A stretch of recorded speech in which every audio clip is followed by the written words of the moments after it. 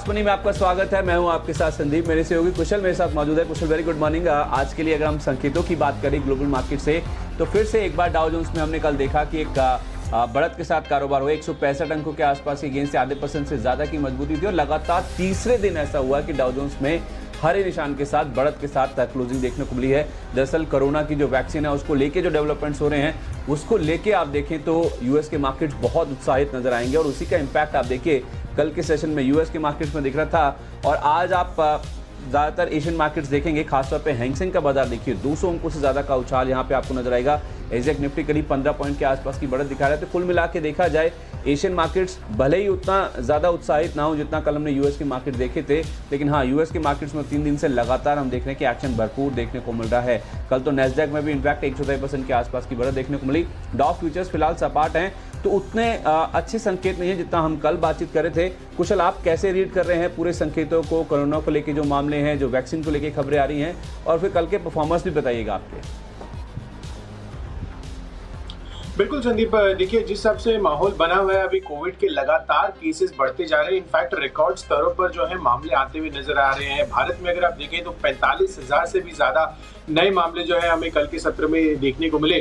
तो कहीं ना कहीं इसका जो इम्पैक्ट है वो इंडियन मार्केट्स में पड़ता हुआ नजर आएगा। पर आपको ये चीज भी नोट करनी होगी कि आज हफ्ते की वीकली एक्सपायरी है, तो शॉर्ट कवरिंग का मूव भी एक्सपेक्टेड है। देखना होगा कि किस हिसाब से आज कंसोलिडेशन होता है या फिर से बाजारों में तेजी आती है। पिछले सोमवार और मंगलवार को जो तेजी हमने देखी थी, कल कहीं ना कहीं हमें कंसोलिडेशन आता हुआ दिखा।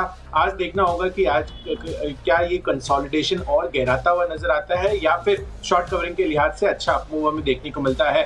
बहरहाल जिस हिसाब से यूरोपियन मार्केट्स की कल गिरावट हमें देखने को मिली, आप देखिए तमाम इंडिसेस करीब 1% तक की औसत गिरावट दिखा रहे थे, तो वहां पर मुनाफा वसूली हमें देखने को मिली। तो यूरोपियन मार्केट से कितना हमारे भारतीय बाजार इंपैक्ट होते हैं ये भी हमें देखना होगा। पर बहरहाल अगर आप देखें एफआईएस की खरीदारी कैश मार्केट्स में, तो यहाँ पर जो है कल भी पॉजिटिविटी रही और करीब 1600 करोड़ की कैश मार्केट्स में खरीदारी होती हुई दिखी। तो चलिए, ये तो रहे ग्लोबल क्यूज। पर कल के सत्र में जैसे संदीप आप मुझसे पूछ रहे थे कि कौन से स्टॉक्स ऐसे हैं जो मेरे परफॉर्म करते हुए नजर आए, उस पर मैं नजर डाल लेते हैं। और यहाँ पर देखिए 10 में से 6 स्टॉक्स ऐसे हैं जो परफॉर्म करते हुए नजर आए। इनफैक्ट अगर आप इंडिया मार्ट, इंटरमेश और हैट्सुन एग्रो प्रोडक्ट्स बढ़िया नतीजों के आधार पर मैंने आपको इसमें खरीदारी करने की राय दी थी और इंट्राडे में 13% और 9% रिस्पेक्टिवली जो है आपको इसमें उछाल देखने को मिला। साथ ही श्रीराम ट्रांसपोर्ट फाइनेंस है, यहाँ पर भी अच्छी पॉजिटिविटी रही। राइट्स इश्यू में जो भी फंड बाइंग हो रही थी उस लिहाज से हमने इसमें भी खरीदारी की राय दी थी, ये भी अपने लक्ष्य हासिल करता हुआ दिखा। साथ ही रैलिस इंडिया, यहाँ पर धानुका एग्रीटेक के जो नंबर्स आए थे उस लिहाज से मैंने इसको भी खरीदारी की सूची में अपनी शामिल किया था और यहाँ पर भी लक्ष्य हासिल होते हुए देखिए। हाइडेलबर्ग सीमेंट यह ऑलमोस्ट अपने टारगेट्स अचीव करता हुआ दिखा था। 183 का टारगेट दिया था, 182.9 का इसने जो है हायर लेवल टच किया था। और अंत में बीएचईएल, यहाँ पर भी डायरेक्शनली जो है हमें पॉजिटिविटी देखने को मिली। संदीप, आपके कैसे सेट ऑफ परफॉर्मेंस रहे कल? 10 में से 7 स्टॉक ऐसे थे कुशल जो कि जिनके टारगेट हिट हुए या तो फिर डायरेक्शनली पॉजिटिव थे। वो मैं इसलिए आप कह रहा हूँ कि एक्सिस बैंक का मैं आपको लास्ट में बताऊंगा।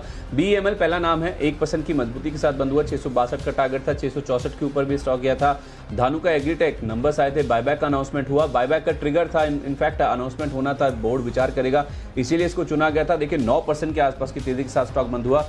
900 रुपए तक के हाई स्टॉक ने बनाए, 836 का टारगेट था। आईसीआईसीआई बैंक, इसमें भी आधे % की मजबूती थी, इसने अपने टारगेट को अचीव किया। डिस्मेंट कार्बोजेन 2.25% के गेंस यहाँ देखने को मिले, टारगेट यहाँ पे भी हिट होते हुए दिखे। कार्बोरेंडम तो 3.25% चढ़ के बंद हुआ, मेरे टारगेट्स के भी काफी ऊपर के जो लेवल्स हैं कल स्टॉक में देखने को मिले थे।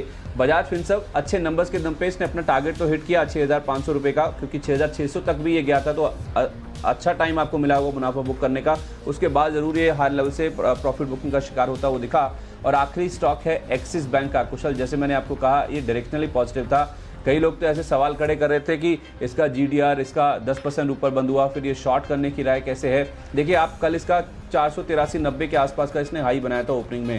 पूरा दिन आप देखिए वो जो हाई है ये लेवल्स जो हैं स्टॉक पार नहीं कर पाया और नीचे आप देखिए 461, तो 484 ऑलमोस्ट हाई था और 461 का लो था। तो जिन्होंने ये सुन के कि आपको शॉर्ट करना है हायर लेवल्स पे खुलने के बाद जब स्टॉक सेटल हो जाए, तो उस लिहाज से कहीं ना कहीं जो राय है कहीं ना कहीं कारगर साबित होती हुई देखिए। इसीलिए एक्सिस बैंक को मैंने डायरेक्शनली पॉजिटिव अपने जो राय दी गई थी कि ऊपरी लेवल्स पे आपको शॉर्ट करना है, वो कहीं ना कहीं कारगर साबित होती हुई दिखी और जो हाई बना था 483.90 का, उसके नीचे ही 480 के नीचे ही क्लोजिंग कल के सेशन में देखने को मिले। तो ध्यान से सुन के आपको ट्रेड करना है। जो व्यू है वो बहुत इंपॉर्टेंट है, बहुत गौर से सुनिए। केवल जो रिकैप प्लेट्स होती है उसको देख के व्यू बनाना थोड़ा मुश्किल हो जाता है, तो उस लिहाज से एक्सिस बैंक कारगर साबित होता हुआ दिखा। आज की जहाँ तक बात है कुशल, तो आज मेरी लिस्ट में 7 खरीदारी के और 3 बिकवाली के ट्रेड्स हैं। पहला नाम जो मेरी लिस्ट में है वो है डीमार्ट का। देखिए ये स्टॉक की अगर हम बात करें तो एक समय ये स्टॉक 2000 के नीचे भी चला गया था। जब इनके नंबर्स आए थे उसके बाद कुछ कंसर्न्स बनते हुए दिखे थे, मैनेजमेंट की कमेंट्री भी नेगेटिव थी, क्योंकि साफ तौर पे ये इंडिकेट किया गया था कि जो छोटे किराना स्टोर्स हैं वहाँ से कहीं ना कहीं जो एक कंपटीशन है बहुत बड़े तरीके से कोरोना की वजह से डेवलप होता हुआ दिखा है। लेकिन अब आप देखिए प्राइस पैटर्न की मैं बात कर रहा हूँ, केवल मैं फंडामेंटल्स की बात नहीं कर रहा हूँ। 1988 से लेके 2100 तक की जो चाल है स्टॉक ने एक तरफा दिखाई है 2-3 दिन में ही। तो उस लिहाज से देखा जाए पूरी तरह से जो मूड माहौल है स्टॉक में बदलता हुआ दिख रहा है। तो मुझे लगता है कि ये जो 2100 का लेवल कल पार किया उसके ऊपर की जो क्लोजिंग बनती हुई दिखी है, ये कहीं ना कहीं अपने आप में एक ट्रिगर है। यहाँ से एक बड़ा अप मूव स्टॉक में ड्यू है। मुझे लगता है कि आज 2151 तक के टारगेट्स आसानी से आ जाएंगे। 2088 के आसपास का आपको स्टॉप लॉस मेंटेन करना है।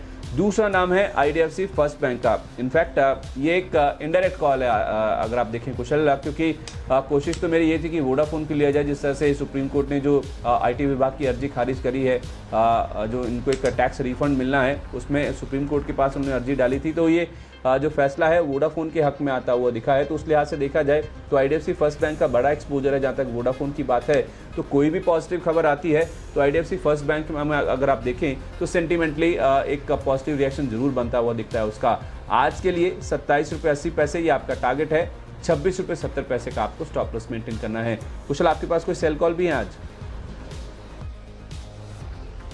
बिल्कुल संदीप, रेशियो ऑलमोस्ट सिमिलर सा है। आपने 7 बाई कॉल दिए, मैंने 8 बाई कॉल दिए, तो एक केवल एक्स्ट्रा बाई कॉल है मेरी सूची में। और यहाँ पर मैं अपनी लिस्ट की शुरुआत करना चाहूंगा वो कल जो मार्केट बंद होने के बाद नतीजे आए थे वहां पर आपको फोकस रखना होगा। इनफैक्ट कल के सत्र में जो मैंने आपको स्टॉक रिपीट किया था, इनफैक्ट आज मैं उसको रिपीट कर रहा हूँ, रैलिस इंडिया। आप देखिए कल भी अपने लक्ष्य हासिल करता हुआ नजर आया और नतीजे जो है बेहतरीन आते हुए दिखे हैं। संदीप, मैं आपको बताऊं, मुनाफा 52% बढ़कर 92 करोड़ पर आता हुआ दिखा है और साथ ही कंपनी की मार्जिन में भी करीब 4.5% तक का उछाल हमें देखने को मिला है। तो उसके आज से ऑपरेशनली भी नंबर्स बेहतर रहे और मुनाफे के जो बॉटम लाइन है वहां पर भी अच्छी बढ़त हमें देखने को मिली। इनफैक्ट एंटायर फर्टिलाइजर स्पेस अगर आप देखें तो धानुका एग्रीटेक के भी बढ़िया नंबर्स आए थे। तो यहाँ पर आगे देखना होगा कि किस हिसाब से आगे आने वाले जो रिजल्ट्स हैं फर्टिलाइजर स्पेस में वहां पर कैसे पैन आउट होते हैं। बट बहरहाल जो नंबर्स आए हैं उस लिहाज से आपको रैलिस इंडिया में खरीदारी करके चलनी है। 316 का टारगेट रखना है, 299 रुपए का आपको स्ट्रिक्ट स्टॉप लॉस मेंटेन करना होगा। अगला स्टॉक भी नतीजों के लिहाज से है और एस्टेक लाइफ साइंस, यहाँ पर खरीदारी करनी है। इनफैक्ट यहाँ पर तो नतीजे और भी शानदार आते हुए दिखे। इनफैक्ट घाटे से मुनाफे में कंपनी आ चुकी है और मुनाफा जो है करीब 16 करोड़ का हो गया है। 1 करोड़ का घाटा था पिछले साल इसी तिमाही में। साथ ही कंपनी की मार्जिन 8% से बढ़कर 25% तक होती हुई दिखी है और यहाँ पर इनका कामकाजी मुनाफा तो ऑलमोस्ट जो है 4 गुना होता हुआ दिखा है। 6 करोड़ से बढ़कर 28 करोड़ का कामकाजी मुनाफा कंपनी का है। तो एस्टेक लाइफ साइंस उस लिहाज से दमदार नतीजे आए हैं, तो आपको खरीदारी करने की राय है। 1141 का लक्ष्य इसमें बनाना है और 1085 का आपको स्ट्रिक्ट स्टॉप लॉस लगाना होगा।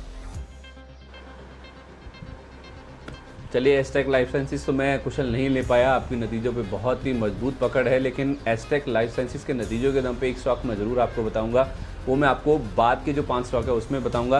बहरहाल मेरी लिस्ट में जो अगले 2 स्टॉक हैं वो आपको बताता हूँ और दोनों हैं ब्रोकिंग हाउसेस, ब्रोकिंग स्पेस से। एक है जियोजीत और दूसरा है जेएम फाइनेंशियल। इन दोनों स्टॉक्स में आज आपको खरीदारी करके चलनी है और ट्रिगर कुशल मैं आपके ऊपर छोड़ता हूं, क्योंकि मुझे जाहिर सी बात है, पता ही है कि नतीजों पे आपकी पकड़ है। तो ICICI सिक्योरिटीज़ के नंबर्स तो आपके पास होंगे ही।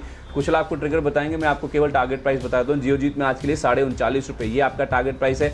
38 रुपये का आपको स्टॉप लॉस मेंटेन करना है। और जेएम फाइनेंशियल यहाँ पे अगर आप देखें तो 82 रुपये का टारगेट है। 79 रुपीज़ 79 रुपये के आसपास का आपको स्टॉप लॉस मेंटेन करना है। इनफैक्ट आज जियोजीत तो अगर आप देखें तो इनकी जो फीस और जो कमीशन से आय आती है FY20 में अगर आप देखें 86% के आसपास आय आप देखिए इनकी फी और कमीशन बेसिस पे ही आती हुई दिखी है। तो उस लिहाज से देखा जाए जितने भी ब्रोकिंग हाउसेस के स्टॉक्स हैं, आप चाहें तो इसमें मोतीलाल ओसवाल को भी शामिल कर सकते हैं। उसमें भी हो सकता है कि आज ये जो नंबर्स आए हैं ICICI सिक्योरिटीज़ के जो कि दमदार हैं, कुशल आपको बताएंगे, उसके दम पे आज पूरा ही जो ब्रोकिंग स्पेस है वो कहीं ना कहीं लाइमलाइट में रह सकता है। बिल्कुल संदीप, डेफिनेटली। इनफैक्ट यहाँ पर आज सबसे बड़ा फोकस रहेगा। इनफैक्ट नंबर्स की बात करूँ सबसे पहले तो ICICI सिक्योरिटीज, इनफैक्ट यही मेरा अगला कॉल है। जहां पर आपको खरीदारी करने की राय है। और यहाँ पर मुनाफा आप देखिए 70% का उछाल इसमें देखने को मिला।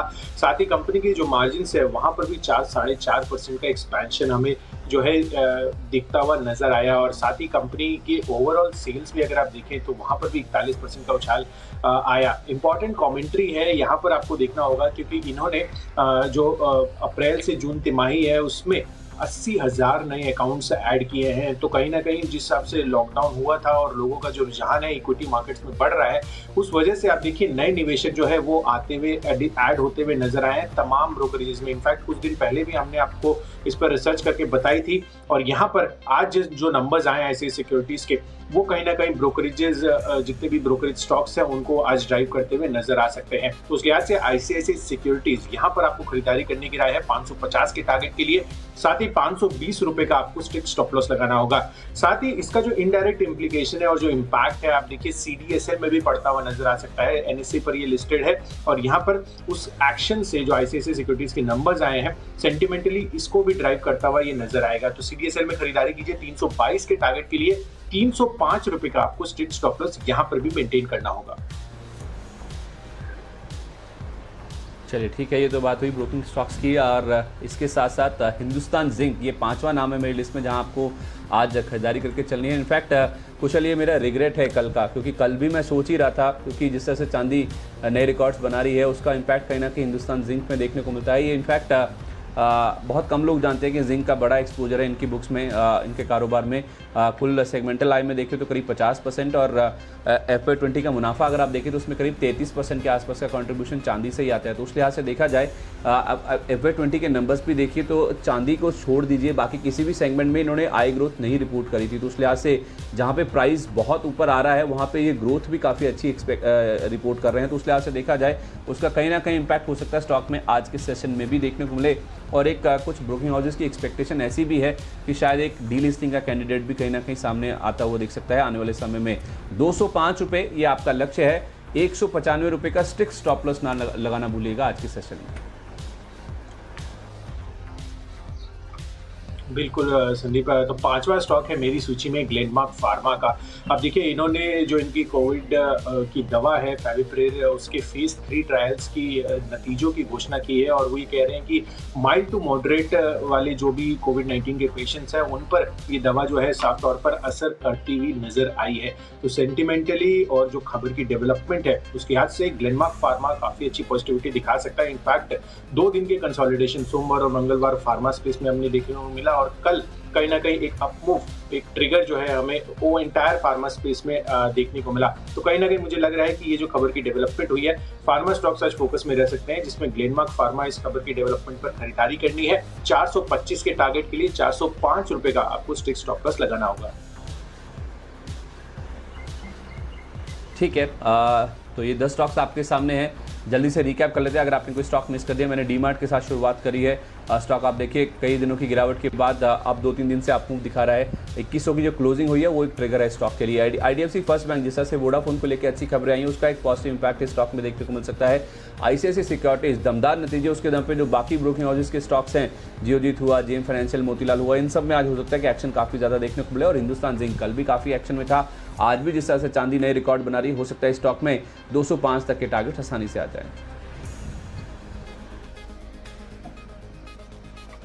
बिल्कुल संदीप, तो मेरी सूची में जो स्टॉक्स हैं नतीजों के लिहाज से आपको Rallis India, asterisk life science और आईसीआईसीआई सिक्योरिटीज, इन तीनों में खरीदारी करके चलनी है। इनफैक्ट ब्रोकरेज स्टॉक्स आज काफी फोकस में रह सकते हैं और इनडायरेक्ट इंप्लीकेशन सीडीएसएल पर भी पड़ता हुआ दिख सकता है। और इनमें ग्लेनमार्क फार्मा फेविपिराविर पर जो उन्होंने फेज 3 ट्रायल के नतीजों की घोषणा की है वो काफी पॉजिटिवली जो है आज इस स्टॉक को ट्रेड करता हुआ नजर आ सकता है।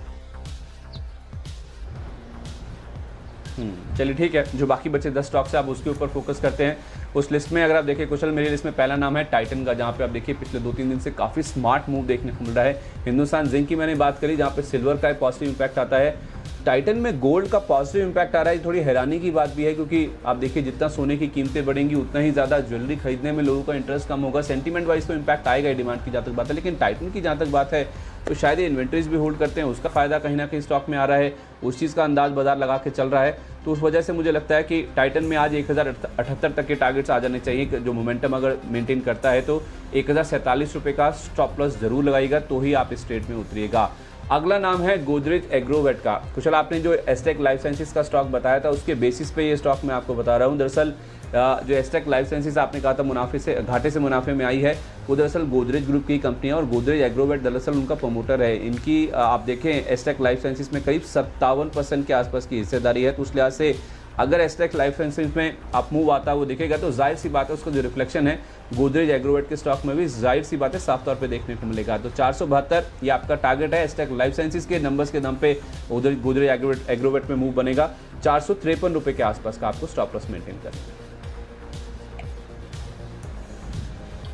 चलिए गोदरेज एग्रोवेट पे देखते हैं कि आज कैसा एक्शन देखने को मिलता है। पर बहरहाल मेरी जो सूची है अगले 5 स्टॉक्स की, वहां पर आपको फोकस करना होगा, जिसमें डॉक्टर रेड्डीज सेंटिमेंटली काफी पॉजिटिव साबित हो सकता है, क्योंकि जिस हिसाब से ग्लेनमार्क फार्मा ने फेज 3 ट्रायल के नतीजे घोषित किए हैं उस लिहाज से मुझे लग रहा है कि यहाँ पर भी अच्छी तेजी बनती हुई नजर आ सकती है। इनफैक्ट इंटायर फार्मा पैक जो है आज हो सकता है कि शॉर्ट कवरिंग का कैंडिडेट बनता हुआ दिखे। तो डॉक्टर रेड्डीज आपको खरीदारी करके चलनी है। 4180 का टारगेट रखना है इसमें और 3980 रुपए का आपको स्ट्रिक्ट स्टॉप लॉस मेंटेन करना होगा। साथ ही ऑयल इंडिया यहाँ पर खरीदारी की राय है। आप देखिए जो इनके टिनसुकिया जो गैस वेल है वहाँ पर जो इश्यूज चल रहे थे अब तक वो अब रिजॉल्व होते हुए दिख रहे हैं। इनफैक्ट कंपनी ने कल अपनी सर्कुलर में ये इंफॉर्मेशन दी थी कि आज से जो है हो सकता है कि ऑपरेशंस दोबारा से रिज्यूम होते हुए नजर आए। तो उस लिहाज से एक पॉजिटिव डेवलपमेंट है। मुझे लग रहा है कि यहाँ पर आपको खरीदारी करके चलनी चाहिए। ऑयल इंडिया में 98 के टारगेट के लिए 93 का आपको स्ट्रिक्ट स्टॉप लॉस मेंटेन करना होगा।